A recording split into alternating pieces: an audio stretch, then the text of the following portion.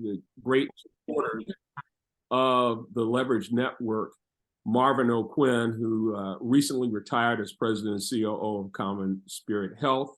And Excel will be moderating a fireside chat with Marvin, if you will. There'll be a Q&A time for you as an audience to ask Marvin any questions that you may have. And then we'll move to a section that I'll be facilitating around a mastermind group and help you to understand what your role will be going forward in the mastermind group. So I won't give you any more preview to the coming attractions of that. And so that will take us to the close and the actions that you'll take over the next few weeks as a part of that whole mastermind process. So any questions about the agenda before we move on?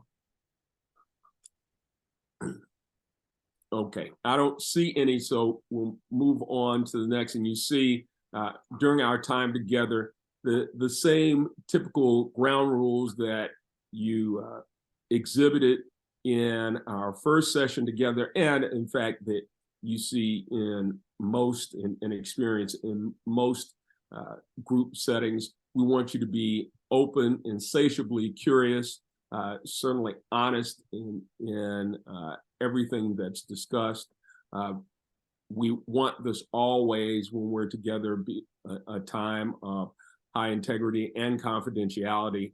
And we want you to speak your truth as you know it and be courageous to challenge the other's truth with your truth so we can have engaging conversations.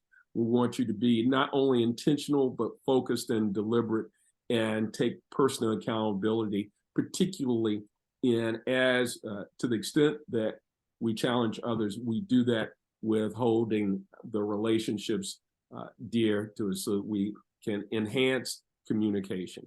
And so those are essentially the ground rules. I'm going to turn it over to Excel so that he can discuss what we want you to reflect on during the day. Excel? Absolutely. Thanks so much, Bert. So as you all are familiar, during the kickoff, we've had a guide for how we reflect or categorize the information that we intake from each session. And so up front, we want to share this with you so you all could be mindful of, again, what's squared for you today, particularly as we tackle our conversation with Marvin O'Quinn as part of our view from the C-suite, what's still circling in your mind and what cornered for you, being intentional about identifying 3 things that really stood out to you, either in that conversation or, again, we may bring it up as Bert tackles the mastermind session following our discussion with Marvin O'Quinn. So again, be mindful of, as we go through our conversation in our session with Bert, what's square for you today, what's still circling in your mind, and of course, what cornered for you.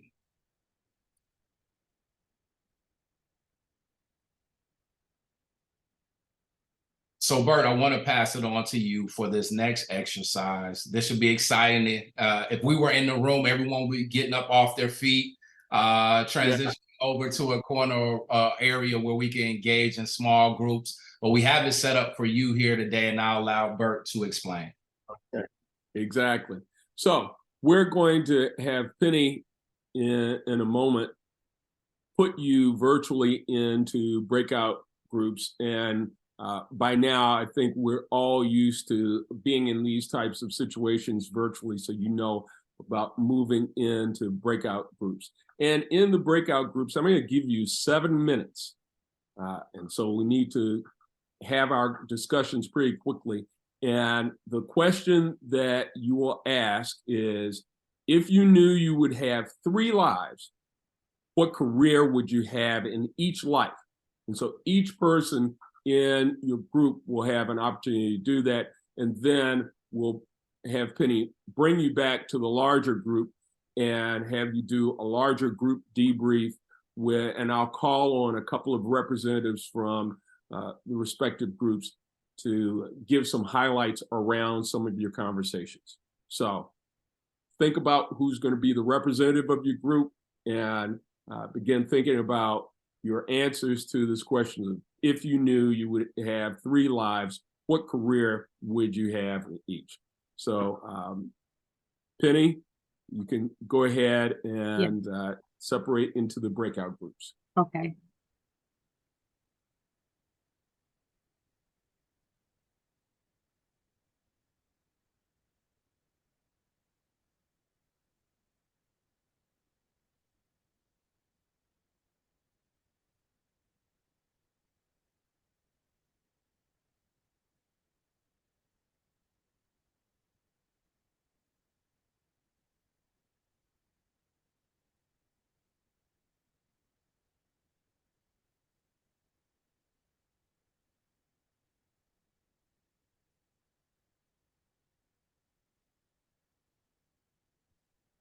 Okay, and I believe the iPad is Marvin.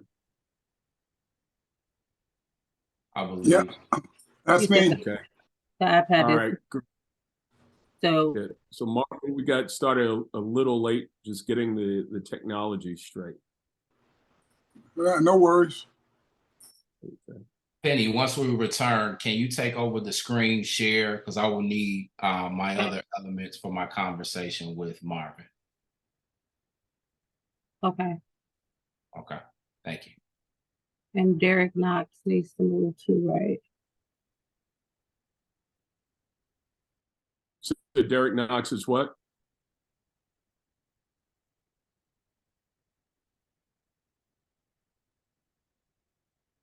I got sent back to you. In this room. I think I got booted from the meeting. Okay. Okay.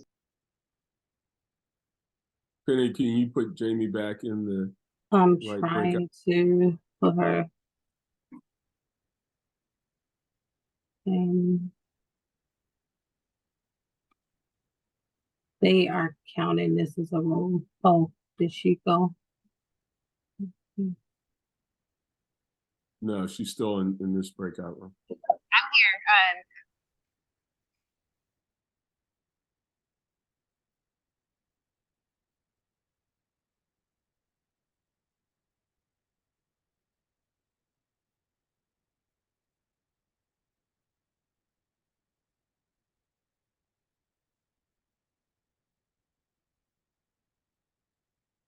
So again, Penny, once we come back and we could allow for the gallery screen here. So Bert could facilitate the second part, report out from the group session.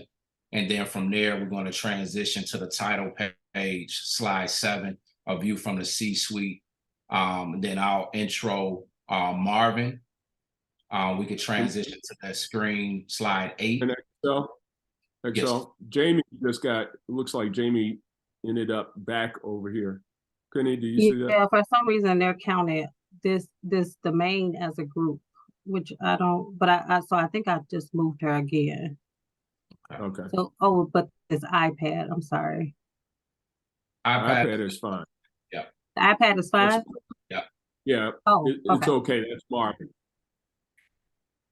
Okay, now Jasmine is here.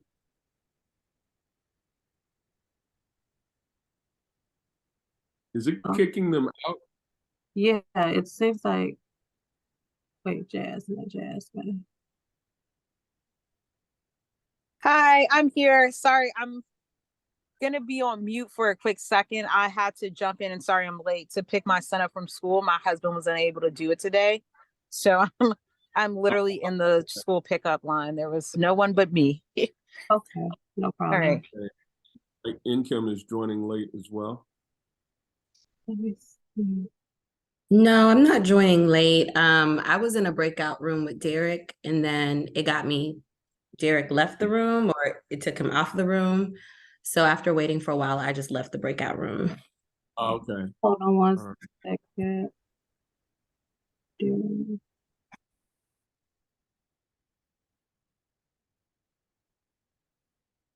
I found Derek. Okay, he's in room 2. Okay, why don't we do this? Let's bring everybody back out of the breakout rooms. Okay.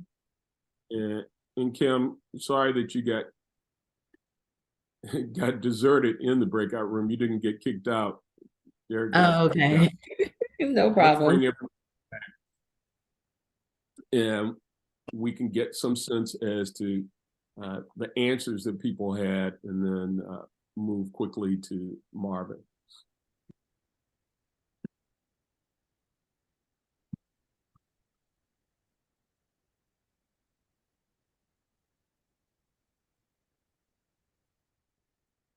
Okay, welcome back. Still Thank you, looking Bert. for everyone.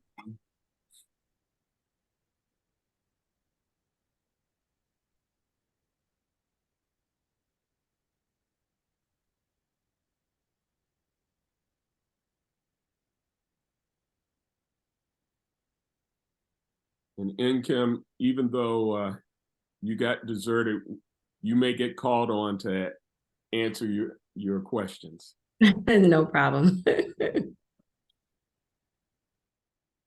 And Kim, how are you? We shouted you out, said we saw you at NASE, and well, NAHSE. Yes, I have to keep remembering that too. The It was a good rebrand. time seeing everyone. And Well, they Kim, they just pulled rebranded, you so right out they of don't, that room. they rebranded so they don't call themselves Nazi anymore. Right, NAHSE now for sure. Okay. Somebody had to check me on that today. I was in the meeting and they like corrected me. I was like, oh man, Yeah. That closed captioning. it don't roll as good, but we'll get it. So I think we have everyone, right? Is this everyone, Excel? Yes, that's correct. Okay, great. So we want to move quickly through this. We've got Marvin on deck, and so I'm just going to call on a couple of people to share with us your answer to the question: if you knew you would have 3 lives, what career would you have in each life? And I'm going to call on Income first to answer that. I think the 3 lives I would have, one would be doing what I'm doing now. So strategy specifically for healthcare companies or large national companies. The other one would be some type of government position. So working for the UN or in Congress. And then the third one would be like a movie star. All right, girl. Love it. Great. Are any of those still passions that you're going to pursue? Oh, good question. I don't know if all of them will be pursued. One is definitely happening right now, what I'm currently doing. But you never know. All right. Okay. Thank you. Who Thank else was a representative of one of their groups?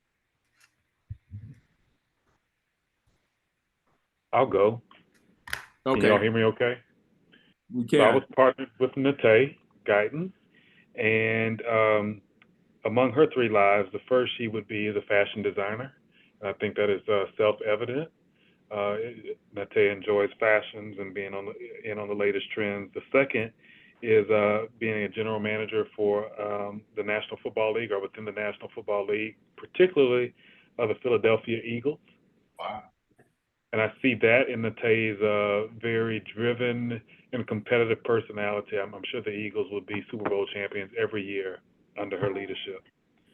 And then being either CEO of Walmart Health or Amazon Health or Apple Health.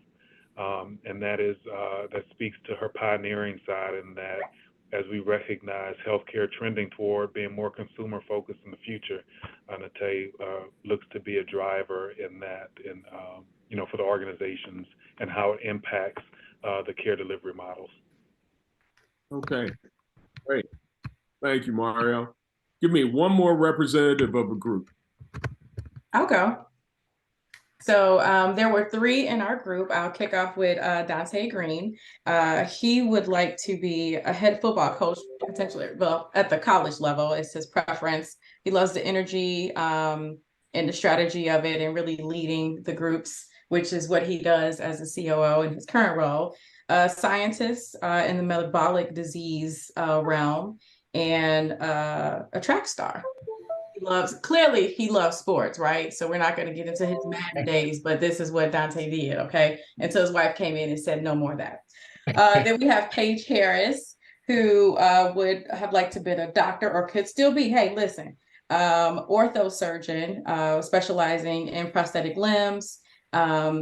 She's a mechanical engineer by background, so of course this all kind of makes sense. Also with desire to be a math or a dance teacher. She mechanical engineer. She was a dancer, so marrying those two and really giving back to children.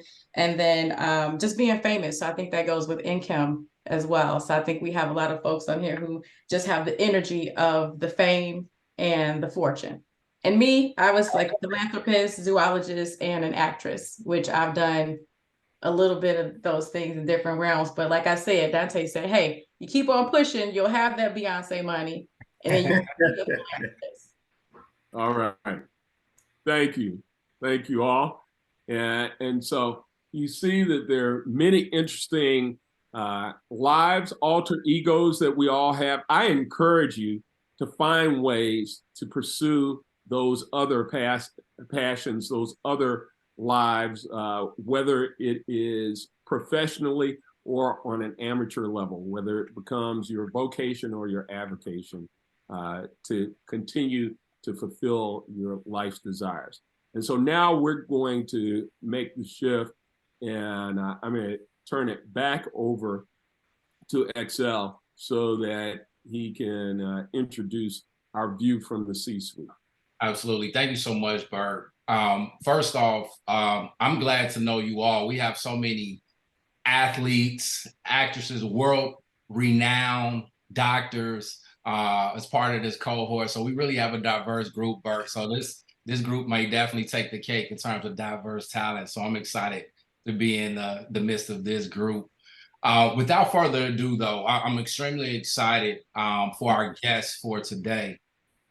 This gentleman has had an opportunity to serve as a view from our C-suite for our inaugural cohort. And the feedback from that conversation and the dialogue with that cohort was such that we knew we had to bring him back. Many of you may know him, but we're going to dive into a part 2 of that initial discussion. That discussion was leveling up strategies for the next level. And so our view from the C-suite, before he comes on, I just want to give a little bit about his background. Marvin O'Quinn, former president and chief operating officer for Common Spirit Health. Many of you on this call may know and or be familiar with Marvin's work. In his role as president and COO of Common Spirit, Marvin was responsible for rapidly growing and sustaining optimized operational performance across the organization's care continuum. Additionally, Marvin provided strategic and operational oversight of Common Spirit's physician enterprise, supply chain, and operational transformation priorities and initiatives. As a servant leader with more than 30 years of healthcare operations experience, he remains dedicated to providing everyone, especially the underserved, with access to quality care. Although known for his operation prowess, Marvin is admired amongst his colleagues for using his leadership positions and subsequent resources to benefit families, friends, co-workers, and mentees. And without further ado, I would like to welcome to cohort 3, Mr. Marvin O'Quinn. How you doing, Marvin? I am doing fine. How are you all? Doing wonderful, Doing doing great. wonderful. Well, So cohort, before we get into it, Marvin, I wanna ask Penny if you could go to a split screen so both Marvin and I are up on the screen. Additionally, as we're going through the conversation to our cohort, please utilize the chat to drop in any questions that we could come back to during the Q&A. Although we have time allocated, we don't want you to forget any questions that are top of mind as we navigate our conversation with Marvin. So Marvin, again, welcome back to the Leverage Network. We know that you've had a great connection with our CEO, Tony Waller, in terms of her work here with the Leverage Network and also on the board of Spirit Health. And again, we appreciate you from accepting the ask to come and be a part of this conversation, another view from the C-suite. And as I mentioned, you've been COO of the largest nonprofit health system in the country. Everyone knows you as the brilliant operations guy. Although you have a quiet demeanor, and I've seen you in rooms, yet your presence is recognized as someone who gets it done in terms of the work that you do. So again, I'm looking forward to the conversation. And I want to jump right in. I know we had an opportunity to connect last week. And also, Penny, if you can do the split screen with Marvin and I so the cohort could see Marvin or anyone in communication as we're talking. Marvin, I want to jump into my first question for you. What were you like in your formative years, and what were the signs that you become the person that you are today? Well, I would say I don't know that there are any signs that I can point to in particular. Certainly in the early years of my career, I was a lot more reticent, reluctant to speak, and not as aggressive, I guess, as I've become over the years in terms of, jumping into things and getting my opinions out there or assuming leadership positions. I've always been an introvert. That's sort of who I am. And so what I, attempted to do over the years is to, take that, not change who I am, but I can't become an introvert. It's just not in my nature. So I tried to use who I was, if you will, to my advantage in the workplace by kind of choosing my moments to speak and to really push certain positions. And I found over time that that actually worked for me, and it also allowed other people in the room an opportunity to speak, particularly people working for me, for them to get their opinions out. So I sort of ran with that. So I've always been kind of like this. I've taken those personality tests, several times. I've tried to answer questions in a certain way to get a different outcome. And it always comes back introvert. So I just kind of gave up and decided this is who I am. So, I've always been driven, if you will. I've always felt like I didn't deserve to be where I was, and so I had to work extra hard to stay there. As I think that gave me an edge, and when I talk to people, today, I actually tell them, don't ever give that up. Keep, it's not a weakness. It can drive you, if you will. Now, it can overdo it, but I've always felt that, I got to work really hard. I got to work longer than everybody else. I got to come in before everyone else. I got to take every single project that's thrown my way. And that's what I always did. And that built my resume and built up my experiences and my capabilities. No, that's great. So we have this terminology that we've used within TLN as we're engaging our cohorts. And I think you hit on it a little bit. There was initially this hiding in plain sight phenomenon, is what we called it, was where executives, those working their way up the ladder, especially Black executives, were known to keep our head down, focused on the work, and never really found that time to start to connect, whether it be in a social setting or really engage those who can help advance their career.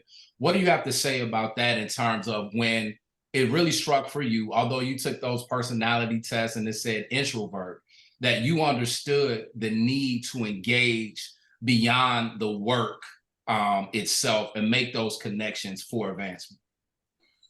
Well, I've never been great at, sort of the social aspect of the work. It's just not a strength that I have. But I did notice that a lot of my, people around me, colleagues and others were, very good at that.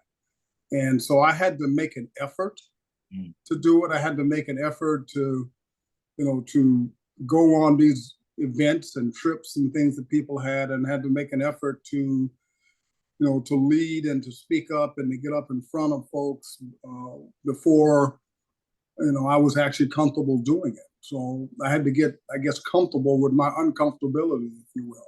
Absolutely. But it enabled people to see me.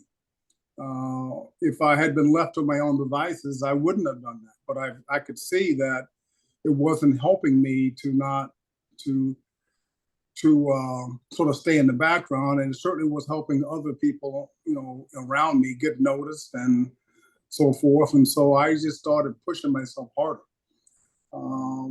It was uncomfortable, and I do always try not to do things that are out of character for me, because I think people can tell when you're disingenuous.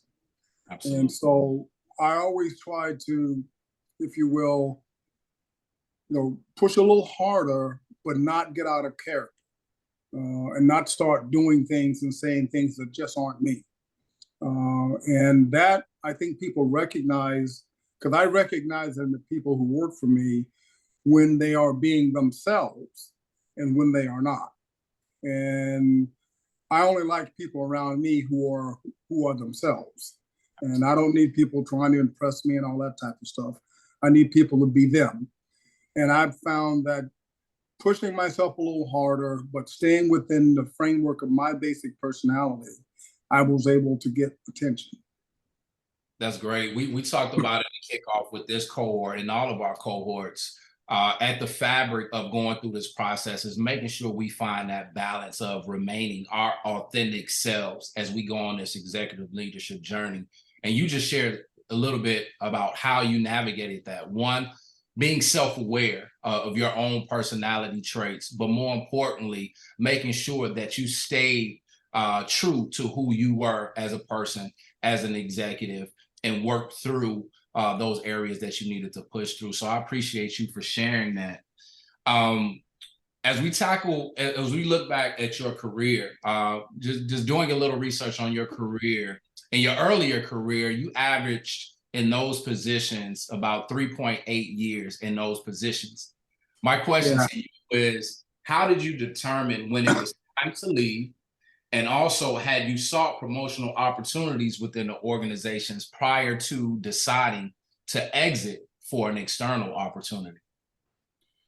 So, first of all, I was very fortunate to have a wife who was willing to move all over the country. I would say that and almost every, I can only think of one occasion, maybe two occasions in my career where I was actually looking to leave. On all of the other occasions, the positions came to me. And you know, I'd made relationships with various recruiters, and they knew who I was, and they started funneling different opportunities in my direction. When opportunities came along that looked to be a clear advancement over what I was doing currently, I would take a closer look at it. And also, I knew where I wanted to end up at in terms of my own career goals, career path. And so I would look at those positions that I felt would further me towards the goals that I had set for myself. So there were a lot of jobs that sort of started coming my way that, you know, there were interesting jobs. Some of them actually paid more money, but they weren't going to help me get to where I wanted to go. And so I didn't look at those. I only looked at jobs that were taking me along an operational path with increasing the breadth of responsibility. And in terms of when to move, well, you know, it is, you know, and I think I said this the last cohort, each of you have to make your own decision about that. Where's your family at? What does your family want to do? Are they willing to move? How big is the organization you are in? Because back early in my career, we didn't have large systems, which had lots of opportunities for upward growth. They were mostly hospitals, individual hospitals. And particularly in the Pacific Northwest, where I started off at, jobs just didn't become available. So there wasn't a lot of opportunity for upward mobility. And so you had to move if you wanted to gain a bigger position. But still, you have to make that decision for yourself in terms of how quickly you want to do it. I certainly would advise folks to move any more frequently than every 4 to 5 years. Because other than that, people, you're going to get a label on you. And I would also say that there's a price to be paid for moving. And you have to decide whether that's a price you're willing to pay. My wife and I and our kids were willing to pay it. And the price is that you don't have any roots anywhere. You don't have any place yet you can actually call your home, where you know the place inside and out. I have friends across the country who've never left their cities. Their churches are there, their extended families are there, and they are completely comfortable, and they've had the opportunity to stay and grow there with their kids, and their kids all live close to them. When you move around as much as I have in pursuit of your career, you don't get those roots. And there are days when I look back and I think, wow, I would like to say that I have a home somewhere that I actually belong, but I actually don't. Now, my career has been good to me. It's been good to my family. But you have to recognize that if you're going to move in pursuit of your career, you're going to pay a price for that. That's something you have to give up in order to do that. And is it worth it to you? Is it worth it to your family? To move them like that. For me, it was. My kids are actually very well adjusted, but they also live all over the country. And so that's just what happens when you make that type of a move. Indeed. One of the things that you shared that really sticks out, seems that early on, you knew right away when making those career decisions, you knew that operations was the path for you. Is that accurate? And how early on did you know that you wanted to pursue the highest levels of operations within healthcare? So yes, that is accurate. And whenever I'm speaking with anyone who asks me about whether they should take a job or not, or what they should be looking at in their careers, my first question to them is, well, what is it you want to do? What's your long range goal for your career?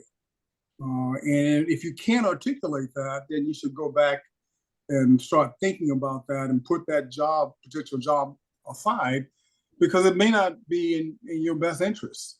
You have to have some sense. And at this point in your career, you should have an idea of what you want to achieve and where you want to go. Now, it's one thing to be, your first year out of grad school.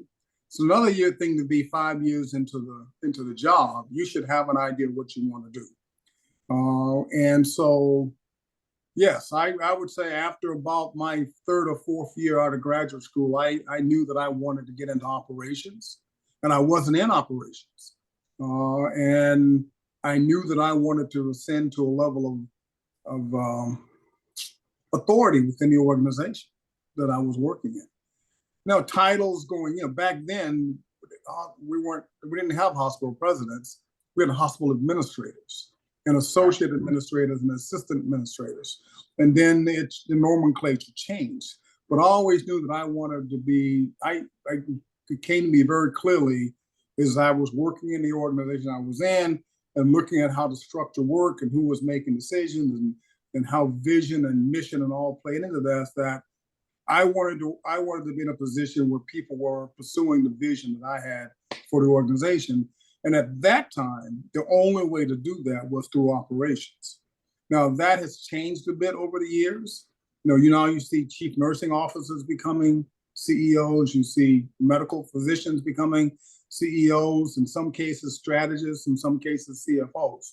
But, dating myself in terms of how old I am, early in my career, if you wanted to become a hospital president or a hospital administrator, you had to be in operations to get there.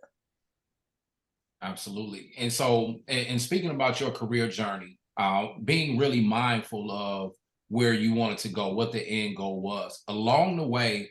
And we talk about this a lot at TLN, the importance of sponsorship, identifying someone in your organization is essentially willing to advocate for you behind those closed doors.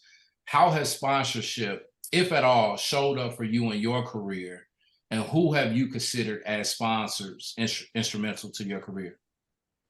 So I remember you asked me that when we spoke, and I can think of at least one person who might fit that category, if you will. But I didn't really have a mentor, and I didn't really have someone who was sort of looking out for me in the industry. So everything that I sort of got, I guess you could say, on my own, I had to pursue it and drive for it myself. But there was an individual who I worked with back in Oregon. His name was Russ Danielson. He was the CEO of one of the larger hospitals that in the system that I was in, which was Providence. And when he moved up to become the CEO of all the hospitals in Oregon, he moved me into becoming the COO of one of the larger hospitals in Oregon. And he specifically, because I was a CEO or hospital president of a 50-bed hospital at that time. And I went from running a 50-bed hospital to running a 500-bed hospital. Now you could argue, really, that was pretty big. That was a pretty big jump. But he believed in me, he trusted me, and he wanted me to take that role. And he paved the path for me to get the job. And as I look back over my career, the skills that I developed working for him at Providence is certainly is the foundation of my capabilities. Because everything I learned there has been with me for the remainder of my career. That was back in like 1992, 91, somewhere in there. And he and I are still friends to this day.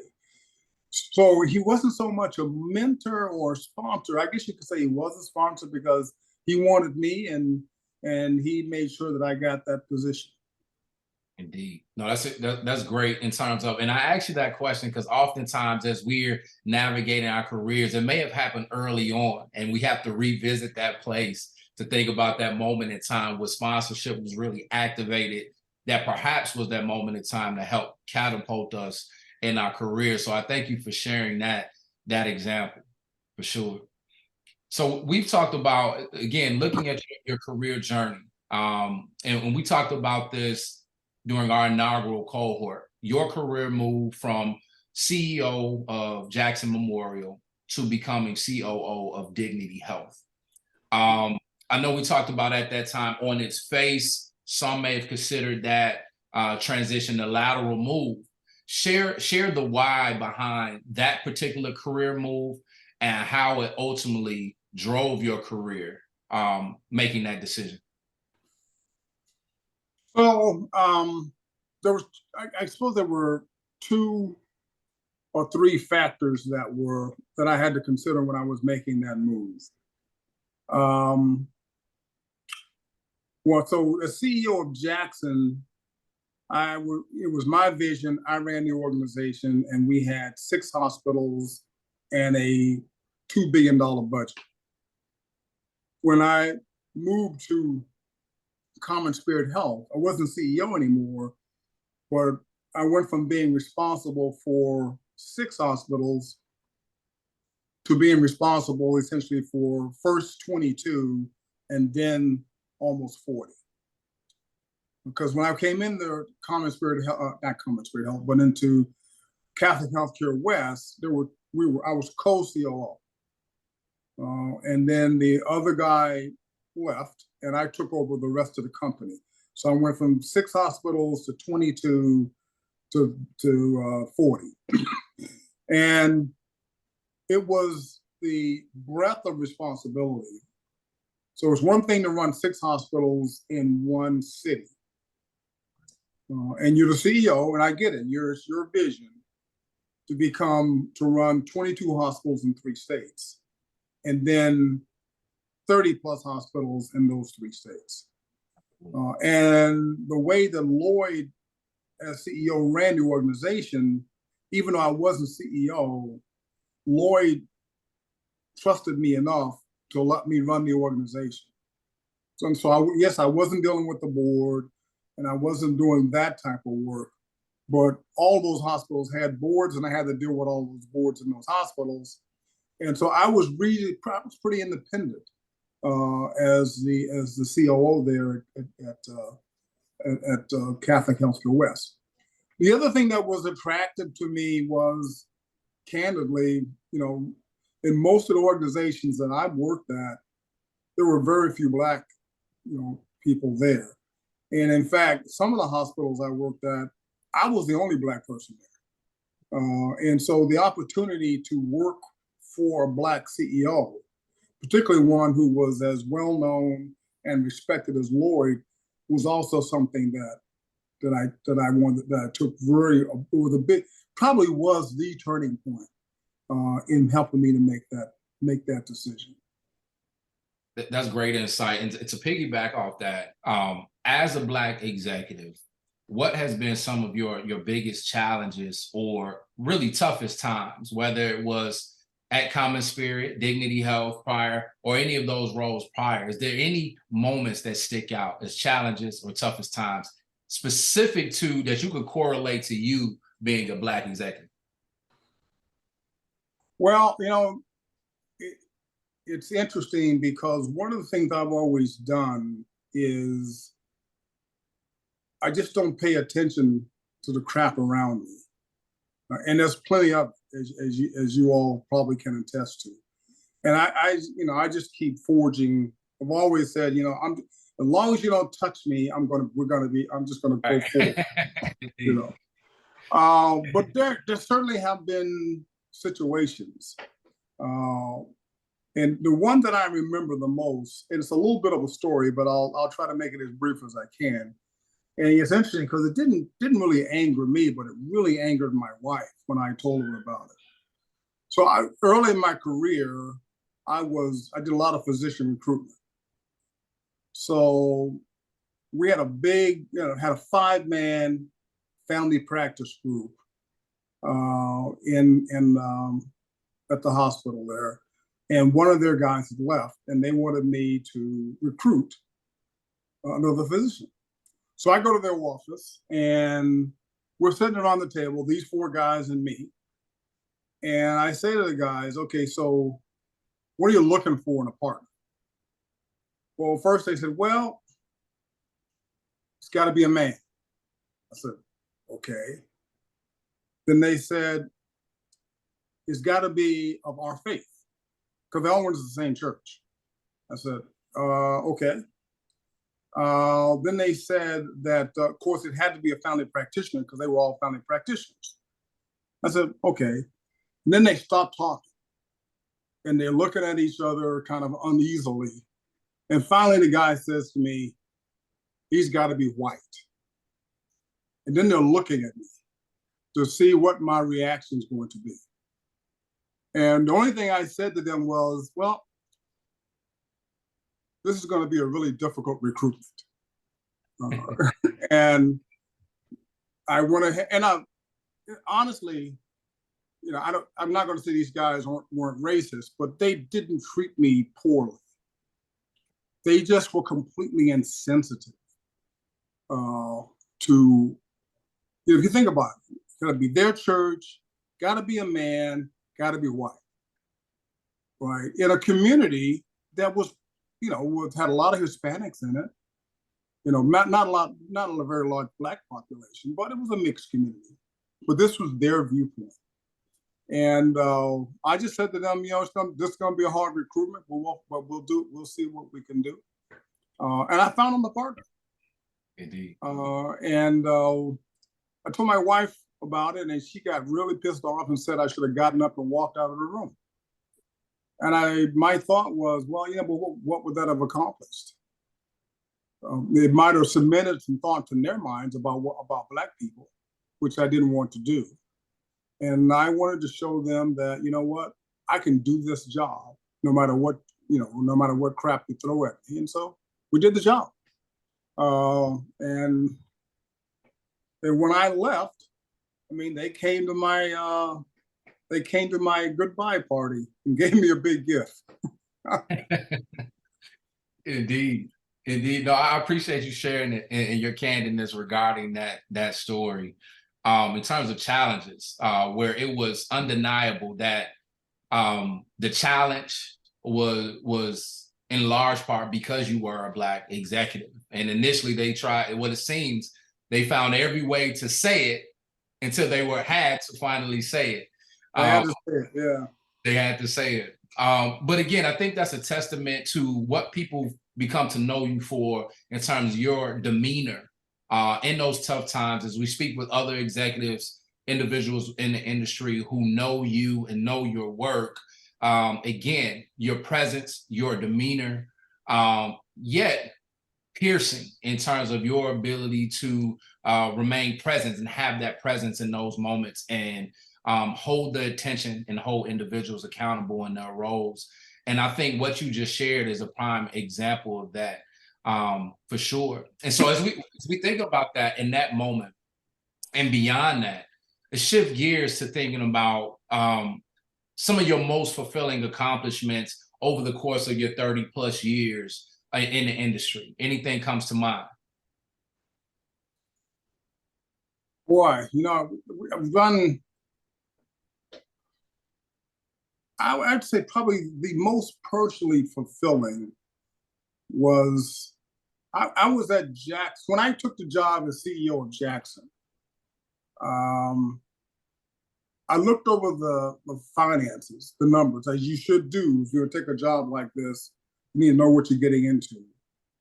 And I thought, man, they probably got a $50 million problem. And that's nothing. We can take care of that pretty easily.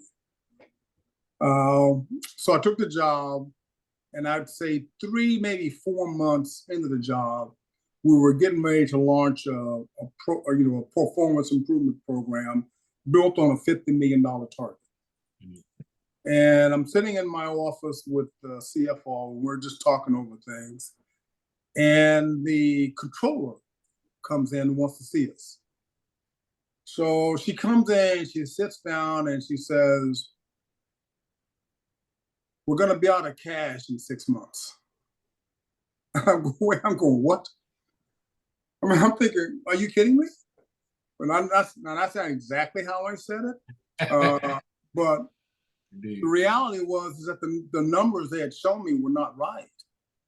And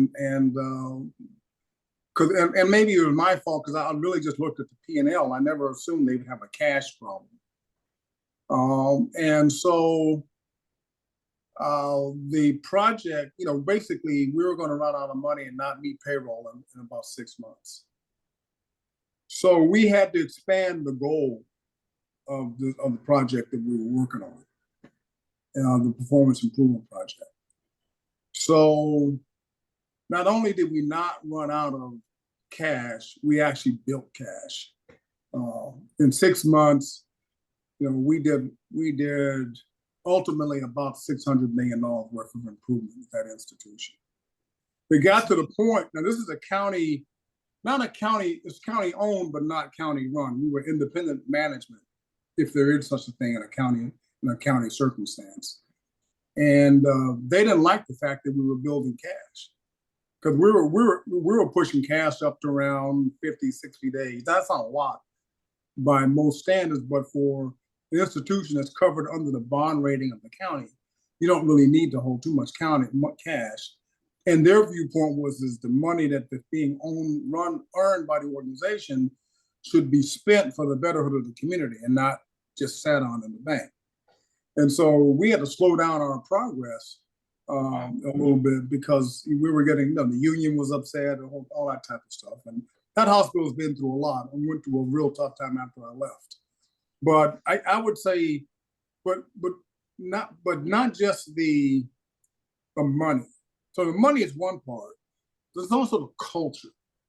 This was an institution in which we took out a lot of poor people.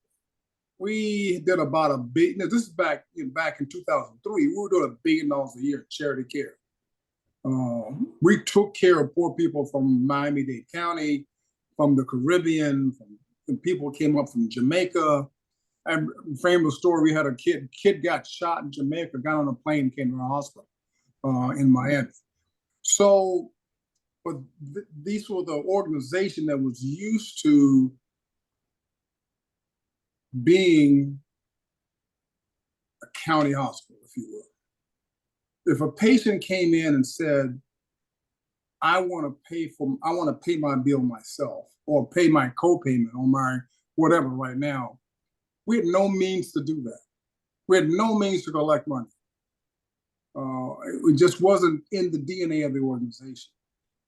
And we had all these extraordinary medical services and capabilities because of our relationship with the University of Miami. We had all those high-end doctors working in our institutions doing extraordinary things.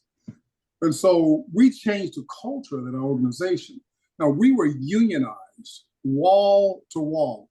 Every single person in that hospital, including the managers, were in a union, except for the executive team. So that gives you an idea of the type of stuff we had to deal with. And we brought them along to the point where they really felt like, what we wanted to do was instill institutional pride. We're not just a charity operation. We can take care of ourselves.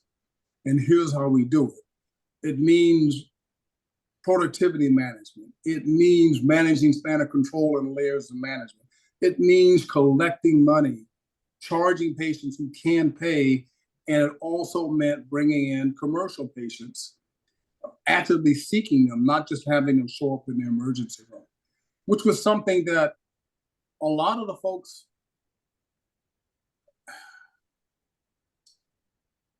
they didn't really want to do that. They just want to take care of poor people. And so we changed all of that in the 6 years I was there. So I think I'm as proud of that as I am the fact that we turned it around financially. So would you say was one of the hardest feats along that process? Was it one, turning it around financially, or changing and shifting the culture? It was the culture. I mean, the financial stuff is just numbers, right? You just got to know what you got to understand the analytics of it and how to manage your cost structure. The culture thing is harder because this is people's beliefs, their mores, their standards, why they're there, and a lot of people said we came here to take care of just poor people. The rich people or the middle class people can go to Baptist, and the county will take care of us. And now, while they were telling me the county will take care of us, the county commissioners were telling me we're not taking care of you. You got to get this done yourself. And so we had to figure out how to get that message. Now they would to the folks that we had to be self-reliant, and self-reliance meant increasing our percentage of commercially paying patients, and we had the medical service capabilities to do that. Because I don't think there's any finer doctors in Miami than there are in Jackson, and they just weren't, focused in on that population. It wasn't just the staff; it was also the doctors. I mean, the doctors wanted, they wanted teaching material, and so we had to work on not just the staff but also the doctors. But we did. It took us a while, but we got there. No, that's great. I have so many questions, but I want to make sure I allow time as well for the cohort to ask some questions here. But two things in particular I want to speak to. One, we talked about in our call last week. We talked about, although retired, how are you staying connected to the work? So I think anyone who's facing retirement, which looking at the pictures here is not anyone on this call, I started planning for it a couple of years back because I knew that I had a sense, I knew things were going to change. I knew Lord was going to retire. So it was only be a matter of time, that I was going to have to go. And as much as I like working and sometimes would like to stay working, it's time. It's time for me to step back and let someone else come in. So, I started thinking about what boards I wanted to be on, what I wanted to do with my life once I finished. And I started actually getting on those boards ahead of time. So I serve probably on too many boards. I serve on 7 boards, 2 startup companies, 2 publicly traded companies, a major health system, and a historically Black college. And the startup companies are healthcare related. Obviously, their health system is basically a big system like Common Spirit Health. One of them is a real estate REIT, which only deals in healthcare properties. And of course, the college is a medical school. So I'm still pretty much connected to the healthcare field, but in a sort of a tangential way. Indeed. No, I appreciate you sharing that. I want to allow time. We have 3 particular questions I want to make sure we get to before our final question. And Kim, you had a question early on. I want to make sure we allow time for you to share the question that you placed in the chat.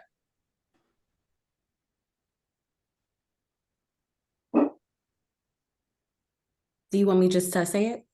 Yes, or I can read however you want. Indeed. Okay, thank you. Marvin, this has been excellent. Thank you for just sharing your thoughts and your experience with us. The question that I had was, what were the best ways that you found to initiate or establish, and even when we think about maintaining authentic relationships with individuals who you wanted to be a part of your network or circle or board of advisors? So, as I said earlier, I'm not great at the social aspects of work or life, candidly. But there are a few people that you just kind of connect with, and you have to make the effort. I guess is the only way I can say it. Now, in one case, he said, I've been working for 43 years. I had one guy work for me 20 of those 43 years. And wherever I went, I just call him up and say, hey, I got a job for you. And the reason being is that I trusted him. I knew what he could do. And he was a great balance for me. And over time, he became one of my best friends. Now, not everybody is in a position to be able to do that. But I think it is important to have someone at work, particularly you get into these kind of positions, that you know is going to be there for you, not because of the job, because they're there for you. And he was my guy. And so others, I just sort of, we play golf together. I call people and just ask them questions. People call me and ask me questions. And in today's world, with all the technology you have, it's much easier, obviously, to meet and talk and stay in contact with people. So the thing I would encourage you to do is be a little more maybe assertive about it than I was, because I just couldn't. It just wasn't me. But but I look at other people who have that ability to reach out and make contacts. And you don't have to, with certain folks, particularly if you click from a friendship level, you don't have to be talking every day. But it's just you stay in their orbit, and you can tell by the way I'm torturing this answer that is not my strong suit. No, thank you. So that's why I asked the question, because I was wondering how you were able to navigate that. So appreciate it.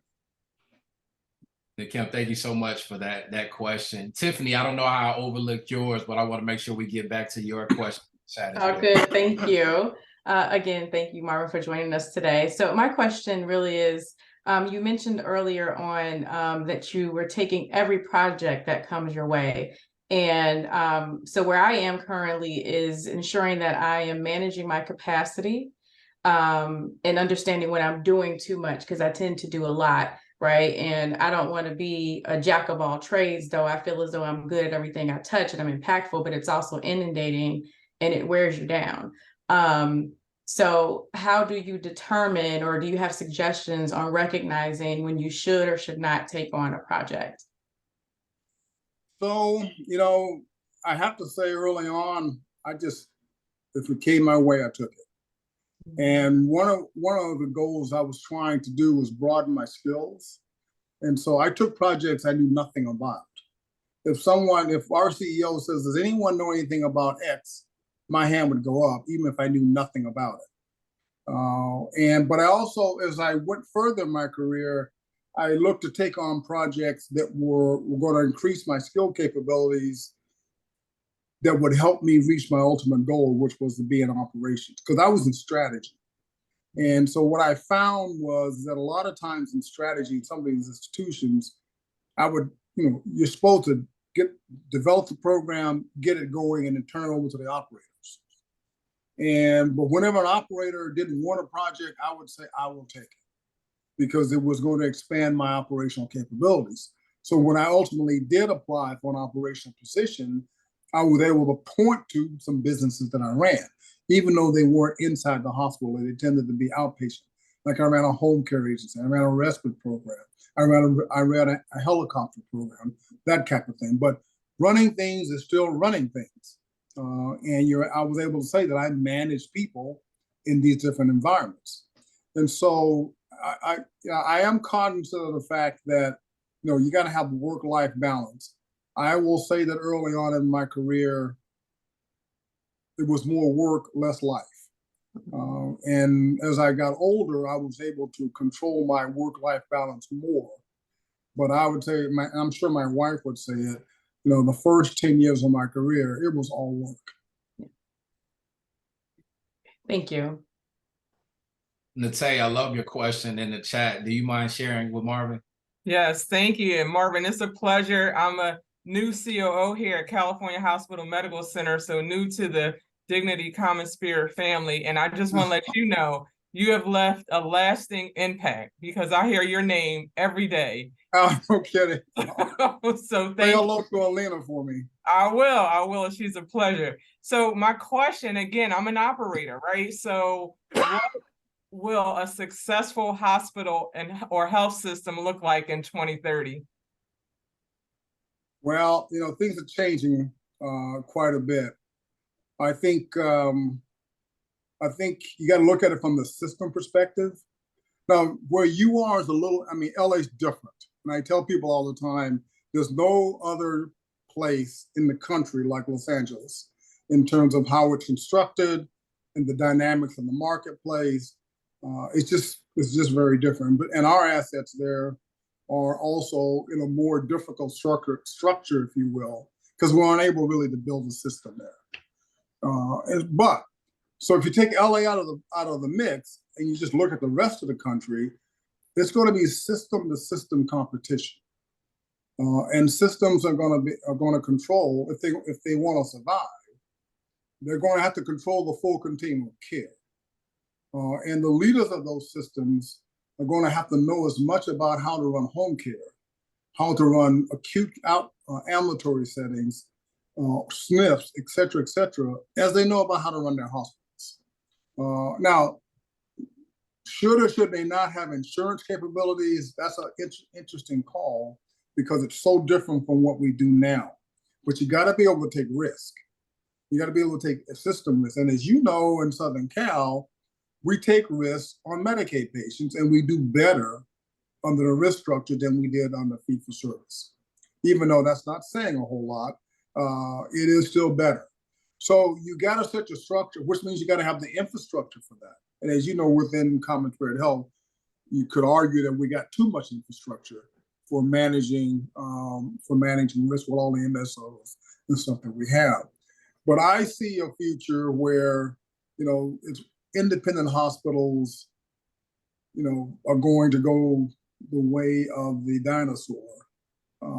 However, I'm not convinced that big healthcare systems like Common Spirit are the way to go, or going to win out in the long run. If you look at the recovery, if you will, after the pandemic, the sub-regional systems have done a lot better. So if you take Providence, Common Spirit Health, Ascension, if you look at those numbers and what we've been reporting, they're horrible. If you look at the numbers that like Sutter or Honor or what's the other big system or any of the regional systems, they've done better. And that's because their assets are more concentrated and they're able to really have a bigger impact in specific geographic areas, sometimes multiple states. But when you're trying to manage 21 states like we were, or 20 states like Providence is, it's a whole lot more difficult. And so it'll be interesting to see how that pans out over time. And you may have read just recently that Ascension is combining their assets in Michigan with Henry Ford. And Henry Ford's going to run it because Henry Ford's a local regional system. And so I think that we'll see how that pans out. I will say that since I brought up Henry Ford, medical group, insurance company, groups of hospitals, and a huge set of ambulatory assets, all under one umbrella that's being managed as an entity in those marketplaces. To me, that's the future. That's what the successful systems are going to look like in the future. Now, whether or not they're multiple state or not, time will tell. Thank you. You're welcome. Thanks, Marvin. So for the sake of time, I have one question, and those left in the chat, I'm gonna make sure that I share with Marvin and get back to you on his feedback regarding those questions. But the last one, Marvin, that we want to leave with this particular cohort is, what do you want most for those Black leaders, many of which are on this call today? What do you want most for them who are coming behind you and others like the Lloyd Deans, yourself, and specific in the operations role? What advice would you leave with them? Well, as I look around the system, around the country, at these sort of levels, I think Lloyd was CEO, Kevin Lofton, myself, a lot of us have retired. And we still got Gene Woods, and we still got Greg out at Kaiser. But I think I would hope that there are more Black leaders who are going to ascend to these sort of system-wide roles. And I know some folks are on the precipice of that, and they just need to get the right opportunity to get into the position. So I'm hopeful that that would happen, because if you look at the workforce, it's very diverse. If you look at the patients we take care of, for the most part, unless you're in some obscure corner of Mississippi, they're very diverse. So the management teams and the executive level, executives, if you will, need to reflect that. But you gotta earn your way there because these are difficult jobs, particularly now. These are hard. If I could leave you with certainly a statement, it's much more difficult to do this work today than it was when I came out of grad school. Between the competitiveness, the workforce issues, the insurance company pressures, the physician group issues, it's just a whole host of different issues that you have to deal with that I didn't deal with when I was right out of grad school. The only thing I worried about was, did I have enough cookies in the OR for the surgeons? Because the patients just came. And that's not true today. You have to compete to get the patients. You have to have a distribution system. You have to capture the patients and keep them within your system. And so the world has changed quite a bit. And so if you want to be, if your goal is to become, I guess I'll back up. My hope would be that people achieve the goals they have for themselves, whatever that might be. If you want to be a chief strategy officer, or you want to be a CEO, or whatever it is that you want to do, obviously, I'm hopeful that you will be able to achieve that, and would certainly be willing to help anyone in any way that I could to achieve those goals. But if you want to go into the operation side or the strategy side of big systems, then you got to have a much broader perspective than just hospitals. And you've got to, and I was fortunate early in my career to get exposure to that. I worked with a lot of people in the last couple of years who only knew hospitals. And if that's all you know, then your ability to grow and go up the ladder is going to be severely restrained. Marvin, first off, thank you so much for spending time with the Leverage Network today. I'm sure you're going to see many of the faces on this call here as they continue on in their executive leadership journey. We've officially completed part 2 of our leveling up strategies for the next level with Marvin O'Quinn. We have a part 3 and part 4 that we can add on to this discussion. But as always, thank you so much for being a great friend to the TLN family. My pleasure. Good luck to all of you, and hopefully I will see you around. Thank you so much, Marvin. All right. Bye-bye. Yeah. Thank you. Bye. So as we, again, great conversation with Marvin. He's always added so much value as a view from the C-suite to each of our cohorts. And we're going to have some time to reflect on that. So as Penny brings up slide 9 and I get ready to pass it over to Bert, again, following that conversation, number one, the questions that were in the chat that were not answered live, I'm going to make sure I get feedback from Marvin on those questions. So Derek, Mario, I owe you some feedback. And any others that may have questions beyond this moment in time, don't hesitate to share with me so I can gather that direct feedback from Marvin. As we think about the conversation that was had, you think about where you all are in you all's journeys right now. I want to make sure that you mark this moment of time to identify what's squared for you in terms of that conversation, what's still circling in your mind, and what cornered for you. 3 things that you really pulled from that discussion. And as we engage with you beyond this moment of time via email and prep for our next call, we definitely want to call on each of you to kind of share what's squared, what's still circling, and 3 things that really cornered for you based on this view from the C-suite so we could tackle that. So please jot that down. And without further ado, I want to pass it on to my team member, Bert. Actually, I'm going to set the table for Bert. So Penny, if you could go to the next slide. Trying to be mindful of you all's time here. So we talked about accountability partners, and it's going to come full circle in this closing. As we get ready for this last, this introduction to this last exercise, the accountability partner process is extremely important. We continue to preach it and will continue to preach it every session that we have. But we want you all to be mindful of, number one, have you established accountability partner commitments? For us, when we talk about commitments, that's have you all had a chance to connect since the kickoff? We know we have some cohort members that were not there in the kickoff. We tried to provide those introductions via email. And all we're asking is to be intentional about scheduling time, whether it's bi-weekly or monthly over the course of this cohort process, to discuss issues or barriers you'd like to overcome to unlock the next level on your executive leadership journey, communicate any actions that you've already taken, and build trust, essentially, and hold each other accountable for taking those steps. And that's what the importance of the accountability partners. And to really activate that amongst the cohort at large, I'm going to pass it over to Bert to share our mastermind exercise. Thanks, Excel. So Penny, as you move to the next screen around the mastermind,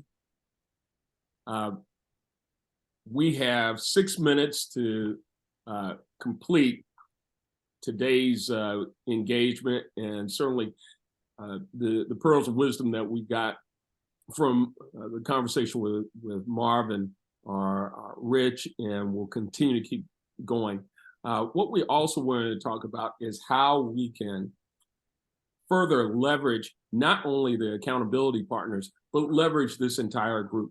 And so we're using the principles of the mastermind. The mastermind principles were developed early on by Napoleon Hill, and you see the cover of the seminal work of Napoleon Hill, Think and Grow Rich. And essentially, that mastermind concept is one of collaboration, where, as I'm sure we're all familiar, that 1 + 1 = 3, of pulling together two minds. And as Napoleon Hill said in the book, those two minds coming together create an intangible force that he considered a third mind. The sum was greater than the sum was greater than the parts. And so what we want to do using that concept as we go to the next slide is to leverage, pun intended, to leverage the peer coaching of all of you in this cohort, so that you can get not only the benefit of my coaching, of Chris Butt's coaching, of Renika Weston's coaching, and Excel Hardy's coaching, but the coaching of your peers. I won't read through the slide. You can see it for yourselves about the benefits of peer coaching. And in fact, as an executive coach, the benefit of having a personal relationship with an executive coach. And some of you have coaches. For those of you who don't, I highly recommend that you have, as part of your advisory support network, your own executive coach. Moving on, Penny, to the next around the mastermind process and the results that you'll receive as a part of being a part of this mastermind process, is that going through this process will result in challenging conventional wisdom and being innovative, having a group to hold you accountable as you hold yourself accountable, and to ensure that the decisions that you make are decisions of equity and creating an inclusive environment. And so let me now tell you exactly what this mastermind process is. In our November 14th and our January 23rd meetings, and Penny, you can move on to the next slide, we will engage in mastermind sessions. You can see on the screen that there are 3 roles: the spotlight presenter, the preparation coach, and the mastermind group, which will be the rest of the cohort. And essentially, this will be an opportunity for you to operate in a lab, in a workshop, if you will, that safe space to work on an area that you want to develop as the spotlight presenter. You'll work with your accountability partner, who will be your preparation coach. You'll have a sheet that I show you shortly that will help that preparation coach work with you to prepare. And then as the spotlight presenter in your mastermind session, you will be in the spotlight. You'll have an opportunity to succinctly explain the area that you want assistance in, an area that's been a challenge for you, an area that might have been an obstacle to you achieving your greatest goals or objectives. And you will get support, challenge, coaching from the entire mastermind group, the entire cohort. And so we will send this to you. Penny, move on, please, to the next slide, because I know that this is a lot to digest just looking at the slide. So we will be sending you this, the chevrons, speaking to that 5-step process of determining that you want to be a spotlight presenter. Of course, your preparation coach will be your accountability partner. The two of you will work on your presentation, and then either in the November 14th or the January 23rd session, you will present. We're going to have 2 spotlight presenters for each session. And so I'm going to ask you now, if you wish to be a spotlight presenter please indicate so in the chat so that we have that documentation. If we don't have sufficient number of volunteers, then I think will happen. We'll somewhat voluntold some others, but we want to make sure that we have this. This is a tremendous experience, quite frankly, of being able to receive that peer coaching. And Penny, if you go to slide 17, please, just to show exactly what that spotlight prep sheet is going to look like. One more slide. There we go. And so that spotlight prep sheet will again assist you in your preparation. So we're just a minute beyond our designated end date. I know some people are going to have to drop for other commitments.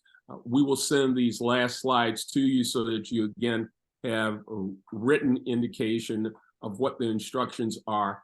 And we look forward to something. I see Jessica has already said that she wants to be a presenter. So thank you very much, Jessica. And so we'll look forward to Jessica presenting on November 14th and whomever else is interested in being a spotlight presenter on November 14th. So with that, I'm going to turn it back over to Excel. Thank you so much, Bert. Again, I know we're past time, but again, we wanted to make sure that we were able to dive into the deep conversation with Marvin. Looks like we have another one for January just in the chat. Rosha, thank you so much. So we have our spotlight presenters, one for November, one for January identified. We're going to share with each of those who have been who volunteered to be a spotlight presenter. We're going to share the spotlight prep sheet that's on the screen for you to complete with your accountability partners in preparation for the designated session. That will either be November or January. Dr. Chris Butts, who is one of our facilitators and our program lead, he will also engage to walk you through the process in making sure that we have an impactful mastermind session. Real quick, if you could go back one slide, Penny. So here is an example, and we'll share this as well. If you're thinking through topics that you may want to spotlight, again, identifying a particular barrier or obstacle. Here are some examples of barriers, examples that you can utilize to help identify as a possible topic that one, you will want to complete the prep sheet, and two, that you will want to present to the mastermind group to provide some next steps on how you actively, one, identify the support that you need, the outcomes that you desire, and the mastermind group can provide the support that you need to tackle those obstacles. So we have our spotlight presenters all accounted for now, Anthony and Kim as well. So we're all set with our spotlight presenters. We're going to share this information. Again, thank you for spending time with us for this particular session, our virtual session. And I want to thank Penny. I know we threw her in the fire with Asia making her transition with the birth of the baby, her baby boy. Penny stepped up and stepped in to handle a lot of the tech behind the scenes. And so we threw her in the fire. So I apologize, Penny. We'll make sure you have enough time to prep for our next virtual session. So thank you to you, Bert. Thank you for your expertise as a facilitator. And as always, thank you to each of you for your time. And I want to hit one last point, the last announcement, the final slide 19. Mark your calendars if you don't already. Our next Beyond Boundaries session will be November 14th. If you haven't, you should have also received an invite for the Black Healthcare Innovation Summit taking place December 6th and 7th in Phoenix, Arizona. And then in January will be another Beyond Boundaries virtual session. And so we look forward to those upcoming dates. We'll make sure and double check that you have calendar invites for each of those dates and ability to RSVP. And if you don't have any questions, if something comes Michelle? up beyond this moment. Yes, sir, man. Hey, the December 6th and 7th event in Phoenix, that's an optional, correct? Correct. That's optional. That's independent of the Beyond Boundaries program. That's correct. Thank you, sir. Great question. Absolutely. Any further questions? All right. If there are no further questions, we will be sure to follow up accordingly with our presenters. In addition to that, those who had additional questions for Marvin, we're going to make sure that he gets those questions and you can hear straight from him his feedback on those questions. So again, thank you so much for your time and enjoy the rest of your afternoon. Thank you. Thank you.